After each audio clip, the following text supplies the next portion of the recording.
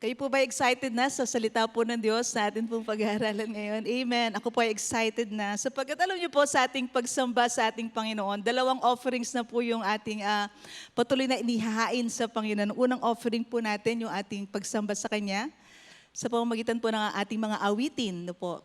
Galing sa ating puso, nag-uumapaw sa pagluwalhati sa Diyos, sa pagpaparangal po sa Kanya. Amen po. At ito po yung kaloob natin sa Diyos na talagang galing sa atin. In a sense po na tayo po ang nagpapasya na sumamba sa Kanya. Amen po. So, pangalawa po na ating offering sa Kanya ay yung ating mga ikapu, yung ating mga tithes and offering na kung saan, ito nga po yung sinasabi natin na binigay ng Diyos sa atin, no po, and then ibinabalik natin yung ating ikapu. Pero galing yun sa Kanya. Amen po. At ating kinikilala sa ating pag-offer, sa ating pagtatites, na ang lahat ng kayamanan na atin pong tinatanggap, na atin pong tinatamasa, na nasa atin po, ay talagang galing sa isang Diyos na napakabuti po, mahabagin para sa atin at mapagbiyaya. Lahat po na naniniwala, magsabi ng amen. Ayun, amen. So, dalawang offerings po yun.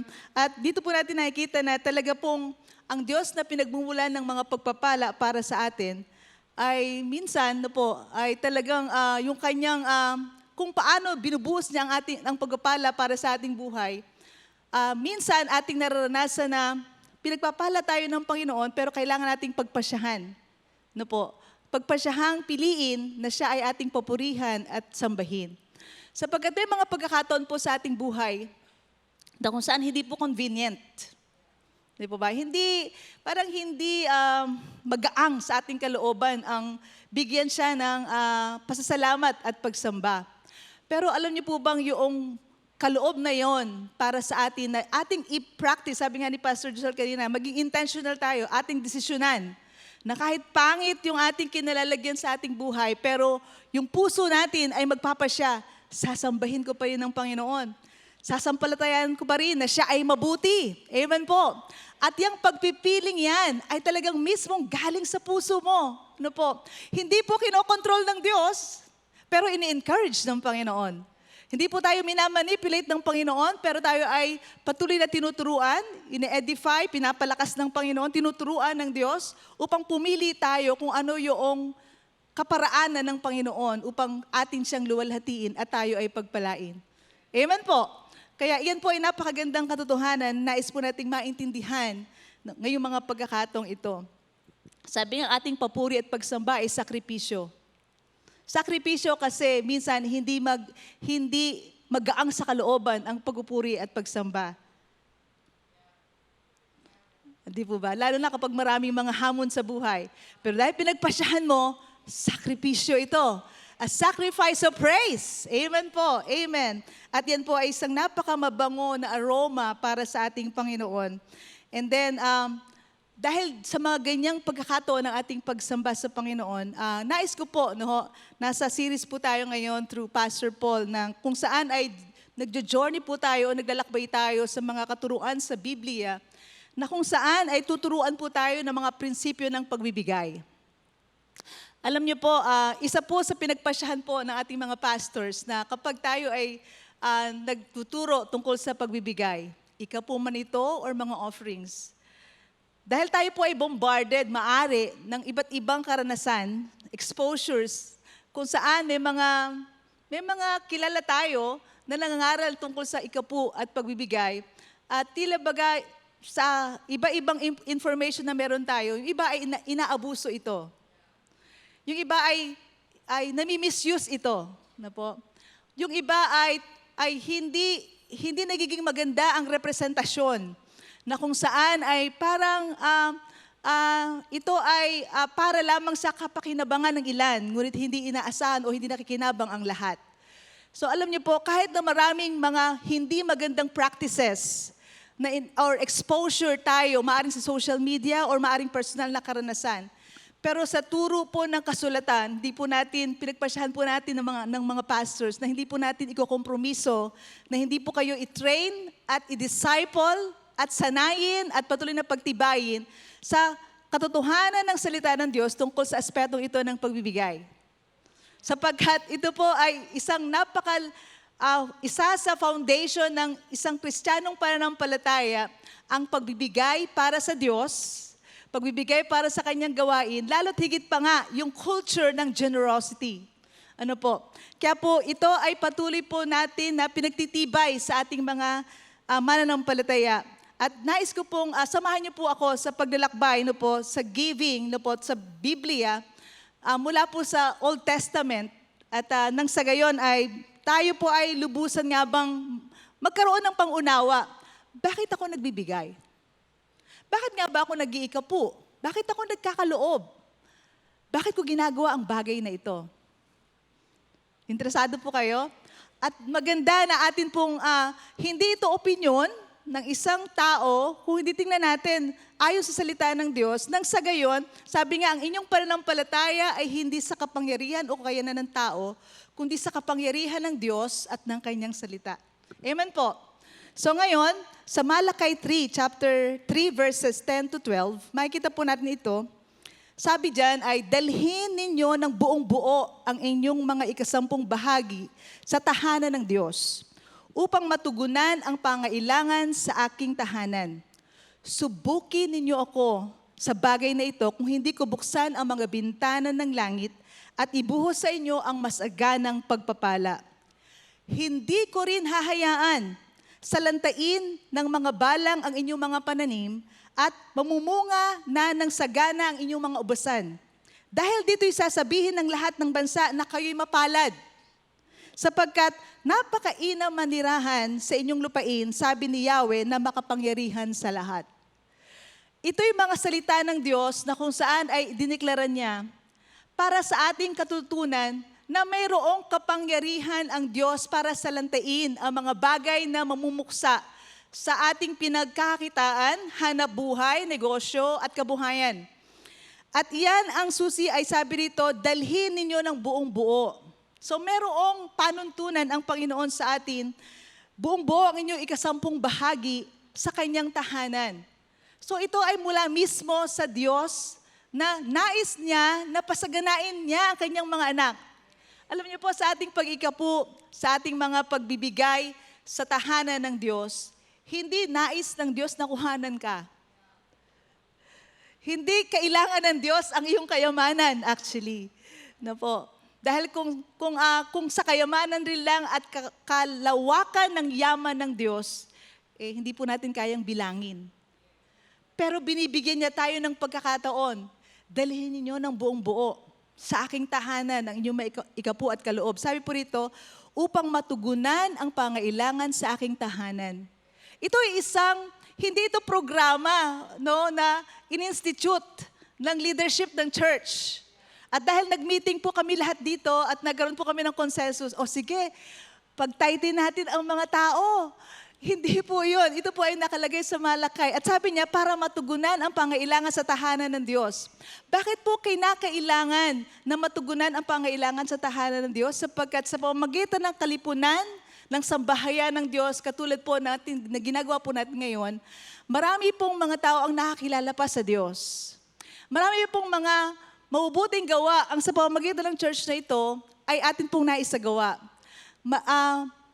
Bukod pa po sa ating mga network churches, meron po tayong mga tinutulungan, mga nasunugan, mga may sakit, mga may iba-ibang uri ng pangailangan na aspeto na kung saan, hindi lang, at isa po dyan ang NLCOM, ngunit halos lahat ng ministries ng tahanang ito ay nagre-reach out po sa iba-ibang generations sa tahanan ng Panginoon, sa New Life, and at the same time sa mga network churches po natin. Hindi lamang po sa bansang ito, kundi sa iba't ibang bansa pa po. Yan po ay lumalawak dahil po merong nagbibigay. At meron pong nangangalaga ng inyong pagbibigay.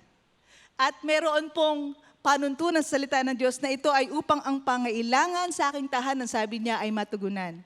And then sabi po doon alam niyo po, yung prinsipyong ito ay, tingnan po natin, paano ba nagsimula? Paano ba nagsimula sa buhay ng isang taong nagtiwala sa Diyos ang panuntunan ng pagbibigay? Sa Genesis 12, 1 and 2, sabi po rito, sinabi ni Yahweh kay Abraham, lisanin mo ang iyong bayan, ang tahanan ng iyong ama at mga kamag-anak, at pumunta ka sa bayang ituturo ko sa iyo. Pararamihin ko ang iyong mga anak at apo, at gagawin ko silang isang malaking bansa. Pagpapalain kita at gagawin kong dakila ang iyong pangalan at ikaw ay magiging pagpapala para sa marami. Dito po sa ganitong mga talata, makikita po natin, ang goal po natin, ang main thrust po natin, ang layunin natin na dinisenyo ng Panginoon ay unang-una, tayo ay pagpalain. Ang pangalawa po, upang tayo maging pagpapala. Amen po. Kasi hindi tayo magiging pagpapala kung hindi mo na tayo pagpapalain. Kaya po napakagandang covenant po ito. Sabihin niyo nga po, covenant. Ito po ay tipan ng Diyos kay Abraham, isang lalaki ng Diyos na kung saan kinausap ng Diyos. At sabi niya, sa pamamagitan mo, pagpapalain kita at sa pamamagitan mo, pagpapalain ko ang maraming mga bansa. Kaya po dito natin nakikita na tayo mismo, yung ayon sa prinsipyong ito, ay mayroong kaisipan. Ako ay nagtitiwala sa Diyos na magpapala sa akin. At talagang sinasampalatayanan ko na ako'y pagpapalain upang ako'y maging pagpapala. So yung pagpapala ng Diyos ay hindi titigil lang sa akin, hindi lang titigil sa iyo. Ang pagpapala ng Diyos ay hindi lamang mamamahinga sa iyong bulsa. Kung hindi ito ay magiging bukas, hindi po butas, no? Hindi po magiging butas ang bulsa, hindi bukas ang iyong palad, bukas ang iyong puso para ibahagi sa iba ang kayamanan at pagpapala na tatanggapin mo pa sa Panginoon. Amen po. Amen. Lahat po ng gising ay magsabi ng amen. Ayun. Wow, maraming gising. Thank you. Yun ang tanong. Hindi na yung inaantok. Okay. So, the church is the channel of God to bless the nations. Ang church po ay ikaw. Tayo pong lahat, kalipunan ng mga mananampalataya. Tayo ay daluyan ng pagpapala ng Diyos para sa ating bansang Pilipinas at sa mga bansa. Amen po. Ang tithing po, ang pagbibigay na ikapu ay isang practice na po bago pa man ang kautusan ay dumating. At si Pastor Paul, nagbahagi nga siya, sabi niya, 430 years before the law, dumating na po or nagkaroon na po ng practice, ng lifestyle, ng isang na kung saan ay mayroong pagbibigay ng ikapu at mga kaloob. Dahil si Abraham po ay nauna pa kay Moises. Yan, tama po. Tingnan nga po natin to, no, na sabi sa Genesis 14, medyo mahaba po ito, ngunit it's worth it na basahin ko po ito sa inyo. At ako'y nagtitiwala na habang binibigkas ko po ito sa inyo, nababasa niyo po sa screen, Genesis 14:2 hanggang sa mga sumusunod, hayaan yung ang salita ng Diyos yung matanim sa puso ninyo at magbigay ng matibay na prinsipyo na kung saan ang pagbibigay ay kalooban ng Diyos. Sabi po sa verse 14, pagkarinig niya sa nangyari sa kanyang pamangking si Lot, tinawag niya ang kanyang mga tauhan at nakatipon siya ng 318 na mandirigma. Sinundan nila ang mga kalabang hari hanggang sa Dan. 15. Pagdating doon, nagdalawang pangkat sila at pagsapit ng gabi, sinalakay nila ang kaaway. Tinalo nila ang mga ito at hinabol hanggang Hoba sa hilaga ng Damasco. Nabawi nilang lahat ang mga nasamsam na ari-arian at nailigtas si Lot, ang mga kababaihan at iba pa nitong mga kasamahan. Sa pagbalik ni Abram, pagkatapos niyang talunin si Haring Kedorlaomer at mga iba pang mga haring kasama nito, sinalubong siya ng hari ng Sodoma sa libis ng Save na tinawag ding libis ng hari. Verse 18, dinalhan siya ni Melchizedek, hari ng Salem at pari ng kataas-taasang Diyos ng tinapay at alak. Ito po yung binasa ni Brother Leo kanina at binasbasan. Pagpalain ka nawa, Abram, ng kataas-taasang Diyos na lumikha ng langit at lupa. Purihin ang kataas-taasang Diyos na nagbigay sa iyo ng tagumpay. At ibinigay ni Abram, ito na po, kay Melchizedek ang ika-10 bahagi ng lahat ng kanyang nasamsam, buhat sa labanan. Sinabi ng hari ng Sodoma kay Abram, iyon na ang lahat ng bagay na nakuha mo, subalit ibalik mo sa akin ang lahat ng mga tauhan ko. Ngunit sumagot si Abraham, sumumpa ako sa harapan ni Yahweh, ang kataas-taasang Diyos na lumikha ng langit at lupa. Nangako akong hindi kukuha ng anuman sa iyo, kahit kaputol na sinulid o tali ng sandalyas, para wala kang masabi na ikaw ang nagpayaman kay Abraham. Wala akong kukuning anuman para sa sarili ko. Ang mga nagamit lamang ng aking mga tauhan, ang aking tatanggapin, at ang bahaging nauukol sa aking mga kakampi. Hayaan ninyong kunin na Aner, Eskol at Mamre ang bahaging nauukol sa kanila. Sa labanan pong ito na kung saan nagtagumpay si Abraham, actually po yung 5 kings versus 4 kings. And then nakisali po si Abraham kasi nalaman niya yung kanyang pamangkin na napadamay sa digmaang ito. At hindi lang yun, kundi pati yung possessions ni Lot, na po, ang pamangkin ni Abraham si Lot. At nakisanib na po si Abraham dahil siyempre yung kalaban na sumakop or nag-victim, ano ba yun, nagbihag. Yan, nagbihag kay Lot, kailangan niya mabawi si Lot at ang mga kasambay. Dahil iyon ay kamag-anak niya, bahagi ng kanyang pamilya. And so, may pagkilala si Abraham na nagtagumpay siya, 8 plus lang po yung kanyang madrigba. Pero kasama niya yung iba pang hari na nakipaglaban sa 5 kings. At nagtagumpay po siya.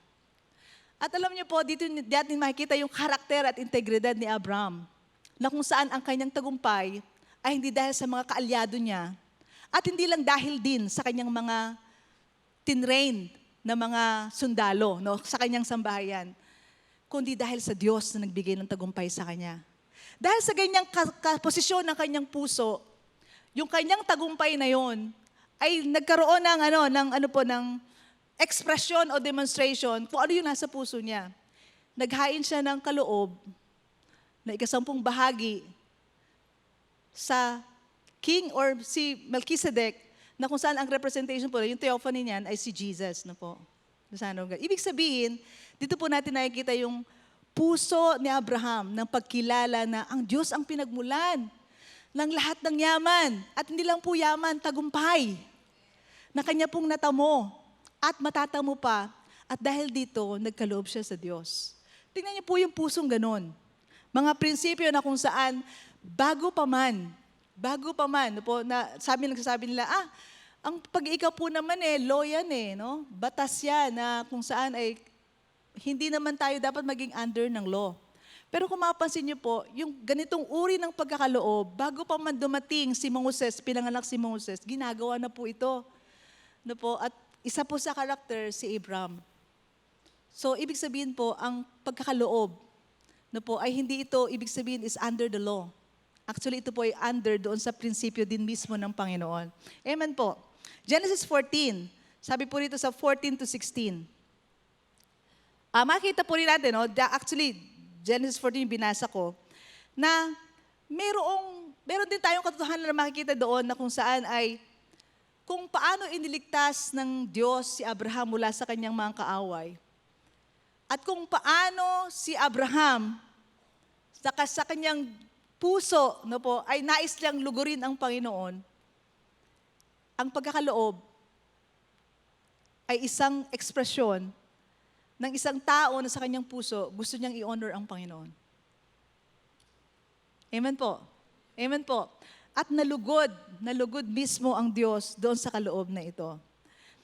At tingnan po natin sa Genesis 28. No po? Genesis 28. This time po, so yun po si Abraham, and then makikita po natin na nagkaanak po siya. Sino po ang anak ni Abraham? Sino nga ba? Si Isaac. Ano po? At itong mga karakter na ito, Genesis 14, ngayon po Genesis 28, si Isaac. At si Isaac po ay nagkaanak, ang pangalan niya is Jacob. Ayan, tingnan po natin ito. Verse 10 ng Genesis 28. Umalis nga si Jacob sa Beersheba at nagpunta sa Haran. This time po, si Jacob na, yung ikatatlong salinlahi po mula kay Abraham. So maglakbay lang po tayo ng konti. Payag po ba kayo? Hanggang ngayon, kasama ko po ba kayo? Okay, sa Jacob na po tayo ngayon. Inabot siya ng paglubog ng araw, sabi sa verse 11 ng Genesis 28. Inabot siya ng paglubog ng araw sa isang lugar at minabuti niyang doon na magpalipas ng gabi. Isang bato ang inunan niya sa kanyang pagtulog. Nang gabing yon, siya'y nanaginip. May nakita siyang hagdan na abot sa langit at nagmamanhik manaog doon ang mga anghel ng Diyos. Walang ano-ano yung nakita niya si Yahweh at sa tabi niya, wika sa kanya, ako si Yahweh, ang Diyos ni Abraham at ni Isaac.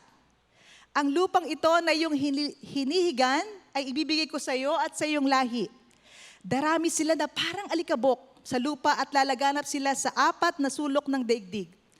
Sa pamamagitan mo at ng iyong lahi ay pagpapalain ang lahat ng bansa. Tandaan mo, susubaybayan kita, ipagtatanggol saan ka man pumunta, at ibabalik kita sa lupaing ito, hindi kita iiwan hanggang sa matupad ang lahat ng sinabi ko sa iyo. Familiar po ba? Kaparehong-kapareho ng covenant ng Panginoon kay Abraham. Ano po?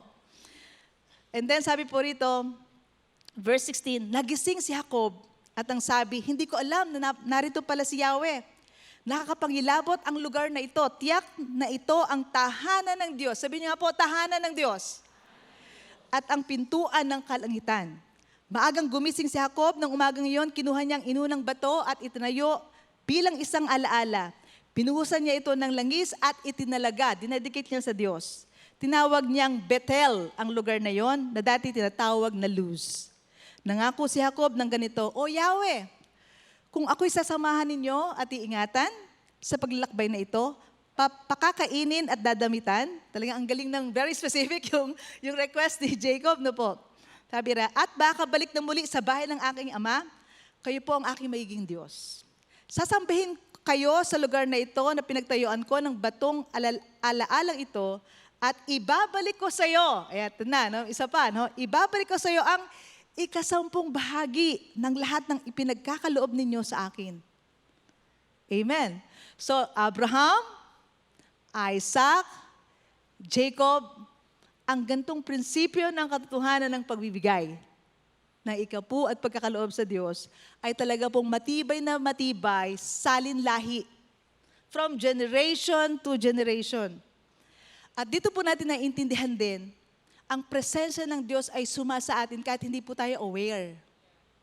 Kahit minsan wala tayong kamalayan. Minsan wala tayong consciousness na kasama ko ang Diyos. Ang presensya ng Diyos ay suma sa iyo, suma sa akin. No? Kahit hindi natin ito minsan nararamdaman. Pero may assurance tayong ang presensya ng Diyos ay kasama natin. Amen ba, mga nasa balcony? Ayun, thank you. Ayun. So ngayon, Abraham, Isaac, Jacob, at alam niyo po ang Jacob, si Jacob, at napalitan po yung kanyang pangalan. Naging ano po ang kanyang pangalan? Israel. At ang Israel po ay mayroong 12 tribes. 12 po, ano. And then, sa 12 tribes na yon, tingnan nga po natin dito sa Genesis 35, 9-15. Ayan na, medyo malaki po yung hakdaw natin. Huwag kayong mag-alala hanggang Revelation po ito. So nasa Genesis 35 na po tayo. Sabi po sa verse 9, pagbalik ni Jacob mula sa Mesopotamia, muling nagpakita sa kanya ang Diyos at siya'y binasbasan. Sabi, Jacob ang pangalan mo, ngunit mula ngayon, Israel na ang itatawag sa iyo. Sinabi pa sa kanya, ako ang makapangyarihang Diyos, magkakaroon ka ng maraming anak. Darami ang iyong mga lahi at sa kanila'y may mga magiging hari. Magmumula sa lahi mo ang maraming bansa. Ang mga lupaing aking ipinangako kay Abraham at kay Isaac ay ibibigay ko sa iyo at sa iyong mga anak. At iniwan siya ng Diyos. Naglagay si Jacob ng batong palatandaan sa lugar na pinagtagpuan nila. Binuhusan niya ito ng langis at alak bilang tanda na ito'y ukol sa Diyos. Tinawag niyang Bethel ang lugar na yon. At si Jacob po, sabi nga nagkaroon ng 12 anak. And then at dito po natin makikita na bago po ito, diba, nagkaroon ng ganitong mga pagkakataon, and then, naalala niyo po si Joseph? Isa pong napaka-prominent na character po sa Bible, ang Joseph the Dreamer. Bawal po muna kayo maging dreamer ngayon. Nanaginip na po ba ang ilan sa inyo? Okay, gising po muna. Okay. Si Joseph po, kung makikita niyo yung mga key markers sa kanyang buhay, si Joseph ay anak ni Jacob, at Jacob, ayan, ni Jacob. At kung saan si Joseph, sabi nila, pinagkaisahan ng 11 magkakapatid. At noong bata pa siya, and then, meron siyang paboritong robe na napagkaganda-ganda. And then, dahil sa sobrang jealousy at envy ng kanyang mga kapatid, siya po ay pinagbili sa Egypt. At sa Egypt po siya namuhay bilang alipin po muna, nakulong, ano po, napagbintangang rapist, and then nakulong ulit, tapos, and then nag-interpret siya ng dream. At nag-interpret siya ng dream, at pagkatapos ay na-promote siya ang second to the highest na rank, ano po, na officer sa Egypt. And habang ang istorya naman po sa kabilang banta, magkakaroon ng taggutom. Ito po yung 11, yung pong si Jacob at ang kanyang 11 mga anak. Nakaranas sila ng matinding taggutom at ito ay tatagal ayon sa pangarap ni Joseph o sa interpretation ng dream na to ng Pharaoh ay ilang taon po yon? 7 years. Nagutom ang pamilya po ni Jacob at ang 11 magkakapatid. Si Joseph ay nag-a-administrate ng kayamanan ng Egypt at nag-iipon ng mga kayamanan at sumasagana ang kanyang buhay. At dahil dito, nagpanagpumuli ang kanilang mga landas. Reunited, ayan. Nagkaroon sila ng reunification. At pagkatapos dito ay, syempre, kung kayo po yung kabilang sa 11 at nakita niyo yung kapatid niyo, and then babalik kayo sa inyong tatay, hindi po pala patay yung aming kapatid. Joke lang po. Hindi pwede yun no? Ang hirap noon. Pero dumating sila sa isang kahiya-hiya, punong-puno ng awkwardness at ng hindi magandang posisyon sa kanilang buhay. Pero yung gantong encounter ay naranasan nila.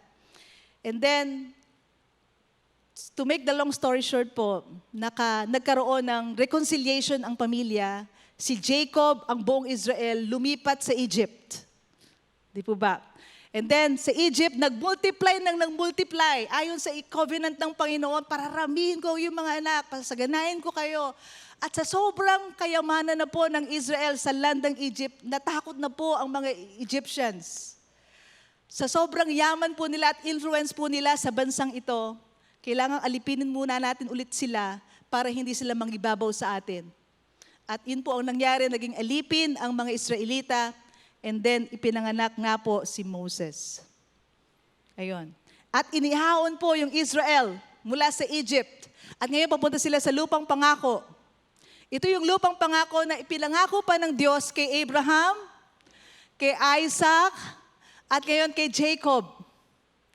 At naglalakbay ang bansang ito mula sa isang tao, sumunod sa Diyos, nagkaloob sa Diyos, nagtiwala sa Diyos, lumakad sa kanyang buhay kasama ang presensya ng Diyos at may tangan-tangan siyang covenant. Yung tipan niya sa Panginoon, dumami, sumagana at naging isang bansang malaki. Amen po. And then hanggang sa dumating sa puntos na andito na sila, patungo sila sa lupang pangako. Dito po natin nakikita yung covenant ng Panginoon. Kung makikita po niyo yung instructions ng Panginoon sa kanila, pagyayamanin ko kayo para maging pagpapala kayo sa maraming bansa. Pero alam niyo po yung naging tugon ng mga fathers, ni Abraham, ni Isaac, ni Jacob, yung culture ng alin po, di po ba pagkakaloob? Di po ba pagbibigay na 10 bahagi? Mula sa kayamanan na kanilang tinatamasa. Yung kulturang ito ay lumulutang. Po. Hindi po nila ito kinakalimutan. Walang bahid ng malis. Napaka-pure ng covenant na ito. Sa gitna, covenant mula sa gitna ni Abraham at ng Diyos. Sa gitna ni Isaac at ng Diyos. Sa gitna ni Jacob at ng Diyos. At ang bayang Israel, alam po nila ang ganitong prinsipyo ng pagkakaloob. Amen po. Ngayon, makikita po natin na kung ano man po ang naging motibo ng magkakapatid para ipahamak si Joseph. Madilim man ang kanilang maging motibo, pero nangingibabaw pa rin po ang soberenya ng Diyos. Ginamit niya yung pamumuhay ni Joseph sa Egypt para po maipagtanggol at maituloy yung pag-ahon ni Jacob na naging Israel mula sa pagkagutom at ngayon po sa Egypt pagkaalipin at ngayon papunta sila sa lupang pangako. Ang kultura po ng pagbibigay hindi po nawawala. So dito po natin naiintindihan ang pagbibigay po ng ikapu at ng kaloob, hindi lamang po ito dahil sa kautusan. Wala pa po ang kautusan, kultura na po ito. This is a kingdom culture. Kaya wag po kayong magpabola, yung magpadaya. No? Sabi, hindi, ang tithing, under law yan.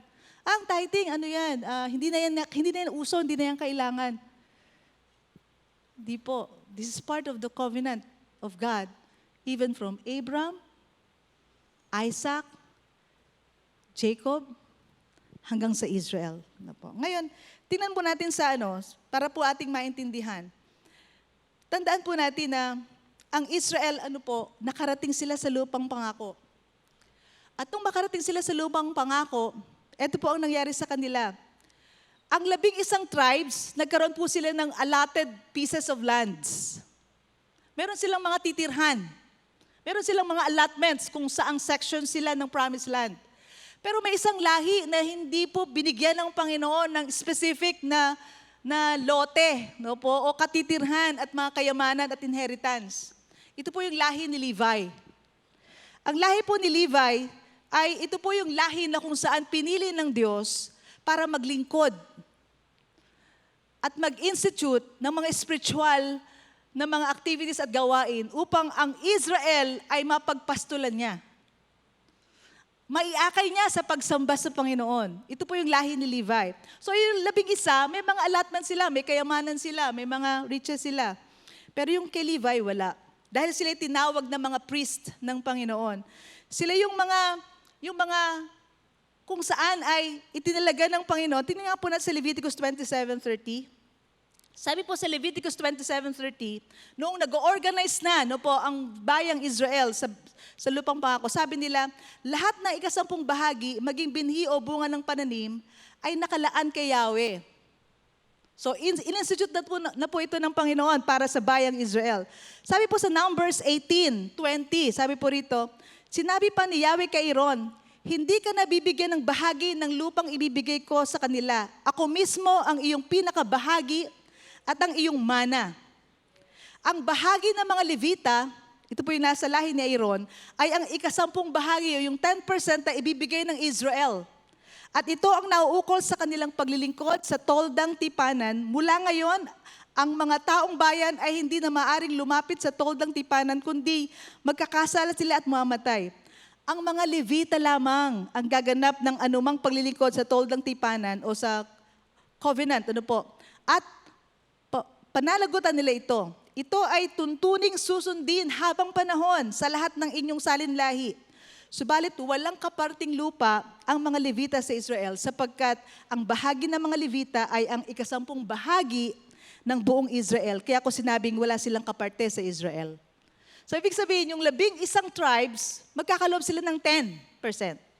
Para po saan? Para kanino? Para sa mga Levita na mga ngalaga na po doon sa toldang tipanan na kung saan mararanasan ng Israel kung paano nga ba kaluluguran ng Diyos yung kanilang mga paghandog, kung paano nga ba sa pamamagitan ng Levites, lalo na ni Aaron, na kung saan i-represent ni Aaron ang buong Israel sa presensya ng Diyos, at kung paano nga ba haharapin o i-represent naman ni Aaron ang Diyos sa tribes ng Israel. So ibinukod tangi ang Levita para po dito at in-institute ng Panginoon, mag-tithes kayo. Magkaloob kayo sa tipanan para yung aking mga tagapaglingkod, sa pamamagitan ng inyong mga tithes, sila ay mabubuhay din. So yun po, hindi po dinisenyo ni Moses. Hindi rin po yung dinisenyo ng kung sino, kundi ito yung dinisenyo ng Panginoon. At sabi po sa verse 25, sabihin mo sa mga Levita, pagtanggap ninyo sa 10 bahagi ng mga Israelita, ihahandog ninyo kay Yahweh ang 10 bahagi noon. Sa makatuwid ay ang 10 bahagi ng 10 bahagi. The tithe of tithes. So yung mga Levita na tumatanggap din ng tithes, magta-tithes din sila. So ibig sabihin, yung prinsipyong ito ay talagang pinagtitibay ng Panginoon. Tandaan niyo po, wala pa po rito yung law. Wala pa po rito, sabihin, ito ay talagang tuloy-tuloy na kultura sa kaharian ng Panginoon. Okay po? So ngayon, ang atin po ngayong pinag-uusapan, paano ko ba lulugurin ang Diyos? Paano ko ba magiging pagpapala sa mga tao? Sabi po rin sa Deuteronomy chapter 8, Sabi po rito sa verse 11, huwag ninyong kalilimutan si Yahweh na inyong Diyos. Sundin ninyo ang kanyang mga utos at mga tuntunin. Kung kayo'y namumuhay na ng sagana, ayan po, maganda po ito, nakatira na sa magagandang bahay, mabuting balita rin po ito, at marami ng alagang hayop, at marami ng naipong pilak at ginto. Ayan. Maganda po yun, tama po ba? Ito po yung mga dulot ng pagpapala ng Diyos. Ito po naman yung bilin sa atin, huwag kayong magmamalaki. Ayan. Huwag niyong kalilimutan si Yahweh na nagpalaya sa inyo mula sa pagkailipin sa bansang Ehipto. Siya ang pumatnubay sa inyong paglalakbay sa malawak at nakakatakot na ilang na puno ng napakamakamandag na mga ahas at alakdan. Nang wala kayong mainom, nagpabukal siya ng tubig mula sa isang malaking bato. Kayo'y pinakain niya roon ng mana, isang pagkain hindi niyo kilala. Pinaranas niya kayo ng hirap para kayo subukin at turuang magpakumbaba. Ang lahat ng ito'y sa ikabubuti ninyo. Kaya't huwag niyong iisipin, ito po ang paalala sa atin ng Panginoon, na ang kayamanan niyo'y bunga ng sariling lakas at kakayahan. Verse 18, subalit alalahanin niyong si Yahweh na inyong Diyos ang nagbibigay sa inyo ng lakas. Para ano po? Yumaman kayo. So hindi po kasalanan ang yumaman. Gusto po ng Diyos na yumaman po tayo. Alam niyo po sa New Life, ang dami na po naming cars ang na-dedicate. Dating namamasahe lang sa jeep, ngayon po nade-dedicate na po ng kotse. No po. Kanina umaga lang po, may nagpa-dedicate na namang isa. So ibig sabihin talagang kalooban ng Diyos ang yumaman. Sabihin niyo nga po sa katabi niyo, kalooban ng Diyos yumaman ka. Nagising kayo lahat. Di ba? Kalooban talaga ng Diyos na yumaman tayo. Amen po. Ginagawa niya ito. Tingnan niyo po ha. Pinapasagana tayo ng Panginoon. Kung mayaman ka na, yayaman ka pa. Kung medyo kinakapos ka ngayon, pagkakalooban ka ng Diyos ng iyong pangailangan. Amen. Amen. Ginagawa niya ito po. Bakit? Bilang pagtupad niya sa kanyang ipinangako sa inyong mga ninuno. Abraham, Isaac, Jacob na naging Israel, at hanggang ngayon sa church age. Tayo po na iglesia ng Panginoon. So, alalahanin mo ang Diyos. Bakit tayo nagkakaloob? Inaalala ko ang Panginoon na siyang nabibigay sa akin ng kapangyarihan, kalakasan, to get wealth. To get wealth is not sin. Wag lang po yung wealth ng may wealth. Yung walang paalam. Yung pag nanakaw na po yun. Hindi po yun.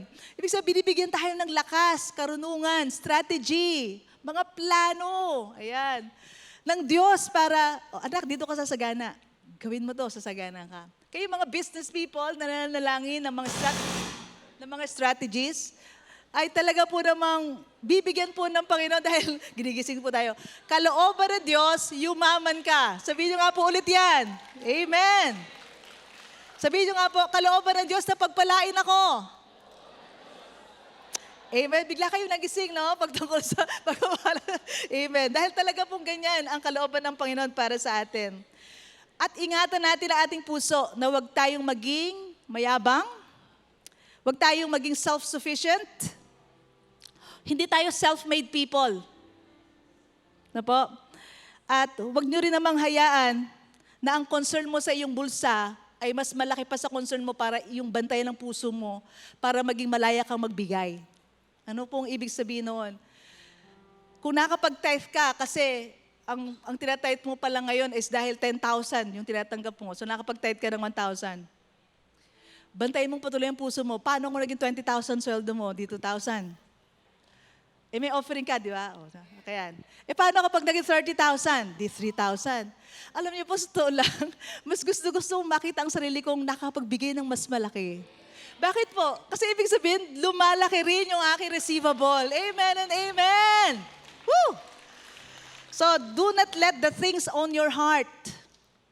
Ang mga bagay, huwag mong gawing ikaw ay pagmamayari ng iyong kayamanan at mga bagay na nasa iyo. Alalahanin mo, sila ay pag-aari mo, hindi sila ang may-ari sa iyo. Amen po.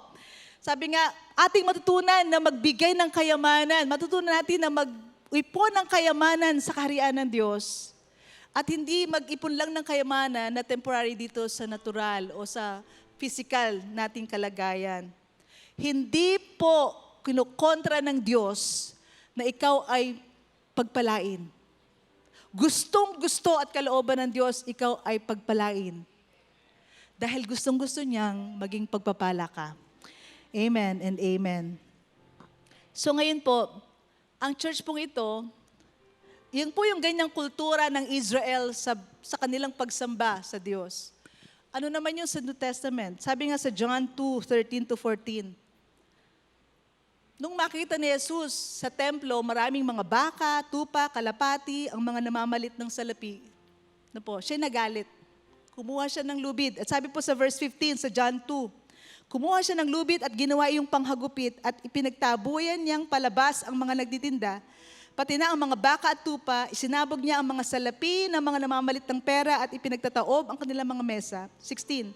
Pinagsabihan niya ang mga nagtitinda ng kalapati, alisin ninyo rito ang mga iyan, huwag niyong gawing palengke ang bahay ng aking ama. Dahil ang kanyang bahay ay dapat maging bahay ng dalanginan para sa mga bansa. Bakit po noon? Kasi nagkaroon ng sistema noon sa Israel na pwede nilang gawing cash yung kanilang mga goods para po sa temple, doon na po sila bibili ng kanilang panghain.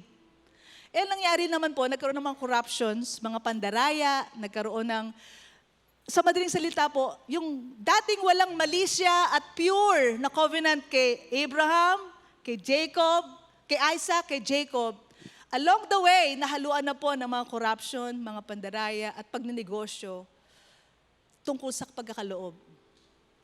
Pero mga kapatid, ngayon din merong ganyang mga modern na nakikita tayong na kung saan yung mga tithes and offerings ay na-exploit, na-misuse, na-abuse. Pero hindi po ibig sabihin hindi na tayo magkakaloob. Hindi po ibig sabihin yung mga nangyayari o mga pang-abuso na ginagawa ng iba ay ngayon mapapa-discourage ka, hindi na ako magbibigay, hindi na ako mag-iikapu, para lamang sa kanila yung mga yan. Pero alam niyo po, sabi ng Panginoon, kailangan merong pagkain sa aking bahay. Kailangan magpatuloy ang aking gawain. At alam niyo mo kung paano? Tithing and giving pa rin po. Bakit ako nagbibigay? Bakit ka nagbibigay? Ang lawak-lawak pa po ng pag-aani na dapat po natin gawin. Marami pong kaluluwa na tulad dati noon. Nasa ilalim po tayo ng kasalanan at patay pa nga po tayo sa Diyos. Pero dahil kay Kristo Jesus tayo nabuhay ngayon kay Kristo at marami pa po sa labas ang nangailangan ng mabuting balita. Bakit po natin gustong-gustong magbigay at magkaloob?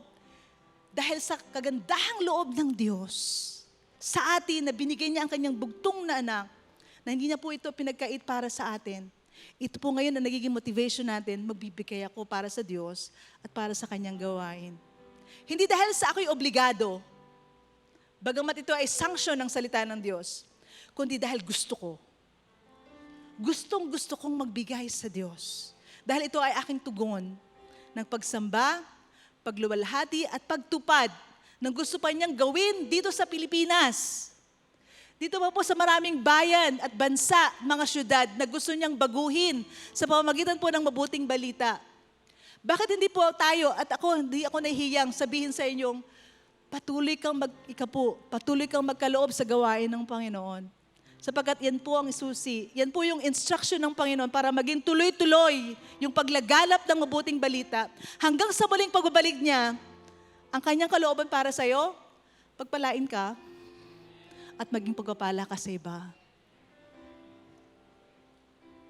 Si Abraham, si Isaac, si Jacob, Israel, ngayon ang church, ang pagkakaloob po ay in-institute ng Panginoon. Kung mapapansin niyo po ang pagkakaloob, actually, it is a response. Nag-respond po si Abraham sa kabutihan ng Diyos. Pinagtanong nga sa akin, Pastora, bakit 10? Hindi ko kayang sakupin ang kalooban ni Abraham. 10 ang kanyang binigay. Pero sa New Testament, di ba? Di ba? Pwede naman nating lakihan. Bakit hindi? Hindi naman tayo pipigilan ng Panginoon. Pero yung pangunahin, yung tithes, and then yung offering is out of the overflow of the generosity of your heart. Amen po. Pangwakas na lang po. Pangwakas na lang na po. Ang ating pagbibigay ay upang parangal natin ang Panginoon. Ang ating pagbibigay ay upang mag-set tayo ng kaayusan sa tahanan ng Diyos. May supply para sa ating mga pastors, sa mga manggagawa, sa mga volunteers. Bakit tayo may aircon? Bakit tayo may mesilya? Bakit po tayo may carpet? Bakit tayo may mga gantong kind ng environment? Bakit po tayo may magandang palikuran? Tama, palikuran yung Tagalog sa CRs. And then, bakit tayo mayroong magandang children's church? Bakit tayo may midpoint na ang ganda ng design? Bakit po natin nagagawa lahat to? Nagbibigay po kayo. Nagbibigay po ako. At trust us po, kahit po kami mga pastors, nagtatides po kami at nag-offering po kami. Hindi po kami mahihiyang ituro sa inyo dahil napatunayan po namin pare-pareho at napakarami na pong nagpapatotoo kung gaano katotoo ang Diyos sa kanyang tipan na sa ating pagkakaloob sa Kanya, talaga po naman kung magbalik ang Diyos. Hallelujah talaga, Pastor Amaili. Mapapa-hallelujah ka sa kasaganaan ng biyaya ng Diyos. At ito ang nais namin na ma-impart sa iyo. Simulan mo. Kung hindi ka pa nakapagsimulang magkaloob ng tithes at ng offerings, ngayon na yung araw. Hindi na ako mayayang sabihin, kahit online, on-site, subukan mo ang Panginoon. Hindi ako ang susubukan mo. Hindi yung New Life ang susubukan mo dahil hindi namin kayang mag-multiply ng blessing. Pero yung Diyos na iyong pagbibigyan sa pamamagitan ng pagbibigay mo dito sa church at doon sa local church na kinabibilangan mo kung hindi ito yung home church, subukan mo ang Diyos. Kung hindi niya buksan ang sidlan, ang pagpapala para sa iyo, hindi lang para sa iyo, kundi para sa iyong pamilya at hindi lang para sa iyong pamilya ngayon, sa mga susunod na generation. Abraham, Isaac, Jacob, generations coming. Amen po. Ang pagbibigay mo, it matters to God. Binabantayan tayo ng Panginoon. Hindi dahil kailangan niyang ibibigay mo. Alam niyo po ba yung sabik na sabik, gusto na kitang pagpalain, anak, sige na. Hinihintay na tayo ng Panginoon. At ikaw na lang ang hinihintay ng Diyos. I-release mo yung para sa Panginoon, pagpapalain ka ng Panginoon. Amen po. Psalms 50 verse 12. Kung ako may nagugutom, hindi ko nasasabihin, yamang lahat sa daigdig na narito'y pawang akin. Hindi kailangan ng Panginoon kung ano man yung nasa atin. Pero ang kailangan natin, makipagkasundo at makipag-align sa prinsipyo ng salita ng Diyos tungkol sa pag-ikapu at tungkol po sa pagbibigay. Amen po. Parangal para sa Diyos, pagpapala sa kapwa. Hallelujah. Praise God. Amen. At ngayon po, meron po tayong video na papanoorin. God bless po.